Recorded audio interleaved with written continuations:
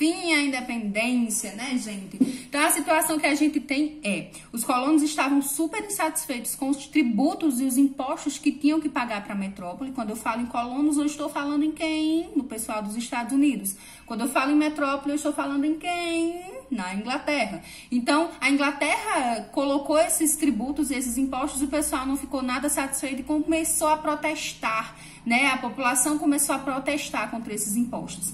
Em 1774, eles se reuniram, os representantes dos colonos se reuniram no chamado Primeiro Congresso Continental da Filadélfia. Nesse Primeiro Congresso Continental da Filadélfia, eles redigiram uma petição onde exigiam que a coroa inglesa acabasse com os impostos que eles estavam pagando. Então, eles exigiam que acabasse com a lei do melaço, que acabasse com a lei do selo, que acabasse com a lei do chá, que tirasse todos esses impostos dos colonos, porque eles já não queriam mais, eles já não aguentavam mais pagar tantos tributos. O que acontece é que a coroa inglesa reagiu com violência a essas exigências. Então, ao invés de aceitar as exigências, o que é que a coroa inglesa fez? Reagiu com violência, mandando tropas armadas para a colônia. Os colonos, então, começaram a formar bandos armados também, que a gente chama de milícia, quando não são tropas oficiais, a gente já conversou sobre isso, quando não são tropas oficiais, a gente chama de milícia. E começaram a organizar essa milícia armada para resistir às tropas da coroa inglesa.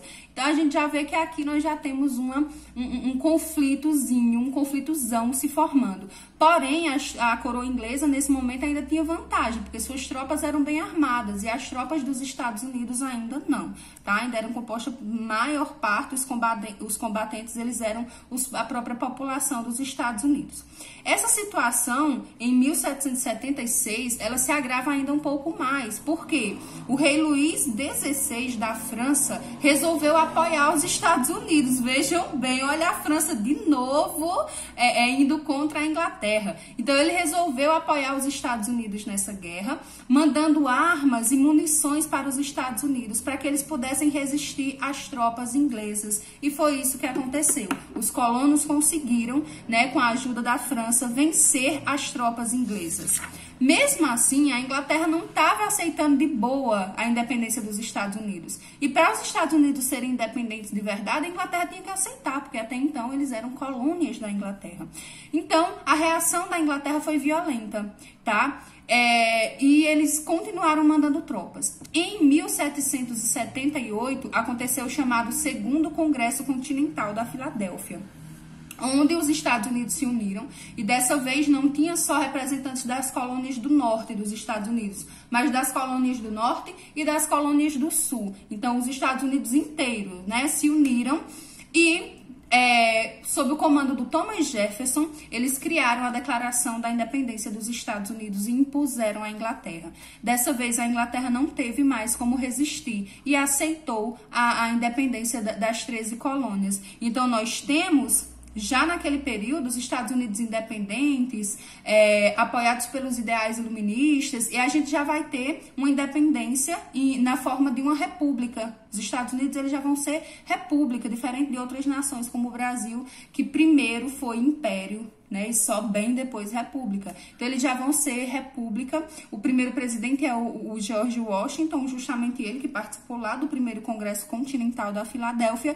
e eles já vão redigir sua primeira Constituição. Então, todo esse processo de independência das 13 colônias, a gente chama de Revolução Americana por isso. Porque, vamos recapitular, primeiro, a Inglaterra não estava nem aí para suas colônias, como a gente viu lá no capítulo sobre a colonização. Nem aí. Lembrem disso. Eles tinham certa independência. Era chamada negligência salutar. A Inglaterra não estava nem aí para suas colônias. As colônias do norte não tinham nenhum atrativo para a Inglaterra. Depois da Guerra dos 7 anos, quando a Inglaterra vence essa guerra, ela começa a tentar exercer, né, ali exercer, de certa forma, poder sobre suas colônias. Começa a colocar impostos, até para retirar um dinheirinho, porque a guerra gasta muito. Começa a colocar impostos e tributos pesados demais, e os colonos, eles não aceitaram. Então, a gente chama de Revolução Americana, porque todo esse processo, ele conduz a uma mudança muito radical. É um processo que envolve o povo pega em armas, o povo vai lutar, o povo invade o porto de Boston. Então, envolve o povo, né? E que resulta numa mudança radical, uma mudança que eles saem do status de colônia para uma república independente, tá bom? Então, agora responda a pergunta aqui embaixo.